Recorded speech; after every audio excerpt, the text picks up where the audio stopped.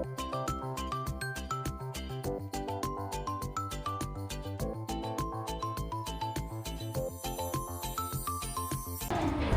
Assalamualaikum warahmatullahi wabarakatuh.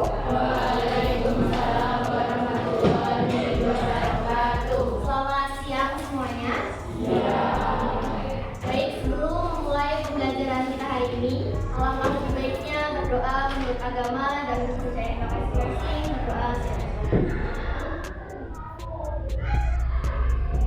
berdoa cukup.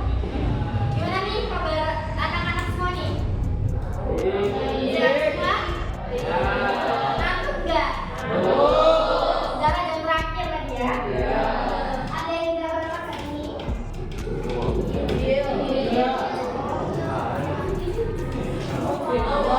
Oke, sebelum memasuki materi selanjutnya nih, di sini Ibu mau mengingat ulang pertemuan sebelumnya kita sudah belajar tentang apa ya? Ya, betul sekali. Manusia, uang, dan dia waktu. Ya, oke, betul. Dan yang kedua yaitu rangkaian berpikir, diakronik dan sinkronik. Kemudian yang ketiga itu adalah keberlanjutan. Dari ketiga materi ini, yang anak-anak pahami materi yang mana? Oke, yuk coba di-review. Manusia merupakan oke, subjek dan objek. Kenapa disebut sebagai objek? Oke, betul. Kalau objek sejarah kenapa? Manusia kenapa disebut sebagai objek sejarah? Karena oke, betul. Kemudian di sini ada yang sudah paham tentang konsep berpikir diakronik dan sinkronik. Perlu diperjelas lagi? Oke, diakronik berasal dari bahasa Yunani, yaitu ada dua istilah kata. Yang pertama yaitu din, yaitu artinya dia. Kemudian chronos, yang artinya waktu. Ya, betul sekali, waktu. Contohnya itu adalah peristiwa Diponegoro. Nah, peristiwa Diponegoro ini kan terjadi pada tahun 1825 hingga 1830 ya, Pak. 1830. Nah, kita melihat nih, pada kurun waktu ini ada berapa tahun ini? Dari 5 tahun. Berarti kita memandang konsep berpikir diakronik itu adalah berpikir bahwa peristiwa sejarah sesuai dengan urutan waktu dan periodisasi, namun kajiannya lebih mendalam, gitu ya. Contoh dari sinkronik ada yang bisa menjelaskan? Yo, boleh. Nah, kalau itu menjelaskan. Ya, apa benar? Peristiwa proklamasi kemerdekaan tanggal berapa? 17 Agustus 1945. Nah, kita kali ini akan belajar tentang sumber sejarah, mengidentifikasi apa sih itu sumber sejarah. Kemudian nanti kita akan melanjutkan tahap-tahap penelitian sejarah. Kalau sumber sejarah itu seluruh informasi yang digali oleh sejarawan atau yang akan menuliskan peristiwa sejarah secara fakta dan dibuktikan, dan buktinya harus valid. Apa sih sumber sejarah dapat dikatakan sebagai data sejarah? Ini adalah untuk menyusun kembali peristiwa sejarah secara sistematis. Jadi sumber sejarah itu harus dapat dibuktikan sebenarnya. Kalau misalnya dia tidak valid, tidak dapat dikatakan sumber sejarah. Sifatnya atau cara memperolehnya. Oke, yang pertama yaitu berdasarkan bentuknya. Terdiri dari 4. Ada sumber tertulis, kemudian benda, lisan, dan yang terakhir adalah audio visual. Berbeda dengan berdasarkan sifat dan cara memperolehnya, primer dan sekunder. Ya, sumber asli benar.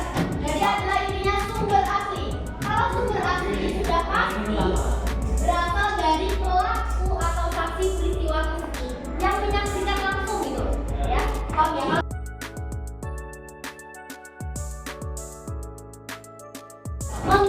topiknya sesuai dengan passion yang dimiliki dan minat yang dimiliki. Kemudian sejarawan itu mengumpulkan sumber atau kata lainnya adalah heuristik.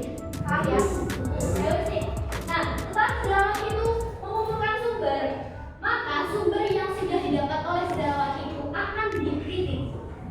Nama lainnya adalah verifikasi. Yang kemudian akan ditafsirkan. Atau lain interpretasi itu adalah ringkasan. Jadi dia meringkas. Setelah itu dituliskan dalam peristiwa sejarah, historiografi, menyusun kembali beberapa sumber-sumber yang telah didapat, kemudian dituliskan dalam peristiwa sejarah. Keluarkan satu lembar kertas, satu meja, cuma saya satu meja, satu sama dua. Langkah metodologi penelitian menurut Kunto Wijoyo. Dalam penjelasan tersebut tidak diperkenankan untuk copy paste. Pengertian dari pemilihan topik.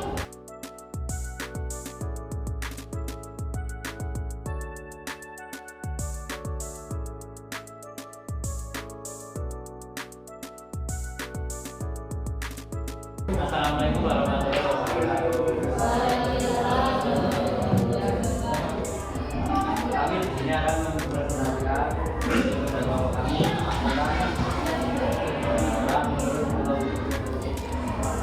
perkenalkan nama saya Ahmad Fatul Wijo, nama saya Dua. Perkenalkan nama saya Budi. Kita akan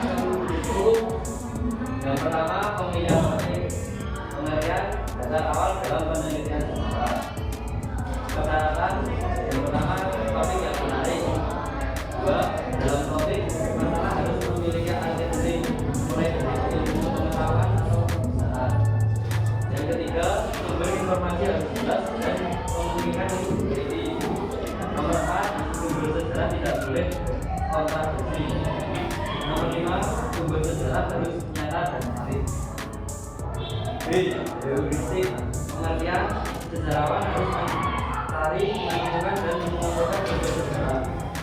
Beberapa kesalahan. 1. Kesalahan algoritma adalah kesalahan mengambil sebagian informasi dan menjadikan informasi itu untuk keseluruhan kehidupan.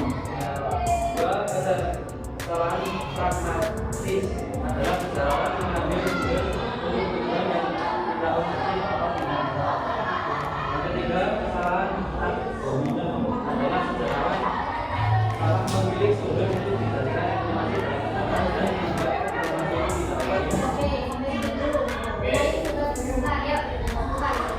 Oke, kesimpulannya kalau misalnya pemilihan topik itu kata kuncinya adalah dasarnya. Jadi pemilihan topik itu adalah dasar menentukan sejarahnya, misalnya seperti menentukan tema atau tema. Yang ini kalau misalnya topik yang terus persyaratannya tapi itu harus menarik, terus sumbernya harus jelas dan valid, terus sumber sejarah tidak boleh memihak atau harus bersikap netral untuk menulis atau mereka suatu sejarah. Heuristik itu artinya sejarawan mencari atau menemukan atau mengumpulkan sumber sejarah. Jadi kata kuncinya adalah mencari, menemukan dan mengumpulkan sumber sejarah. Untuk kesalahan heurisme itu adalah sejarawan mengambil informasi, misalnya sejarawan mengambil sebagian informasi lalu menjadikan informasi itu sebagai keseluruhannya. Ini tidak full atau tidak dipotong-potong saja oleh para sejarawan. Lalu kesalahan pragmatis, sejarawan mengambil sumber untuk tujuan yang tidak objektif, akhirnya tidak netral. Kesalahan ad hominem, artinya sejarawan salah mengambil sejarawan salah mengambil informasi. Ya, sekian dari kami. Wassalamualaikum warahmatullahi wabarakatuh. Tepuk tangan dong. Terima kasih untuk Benyamin dan Fatur. Mungkin cukup itu dulu materi pembelajaran kita hari ini. Sebelum pembelajaran hari ini, alangkah sebaiknya kita berdoa untuk agama dan semoga kita kasih berdoa terima kasih. Sekian dari saya, dan kurang yang mohon maaf. Wassalamualaikum warahmatullahi wabarakatuh.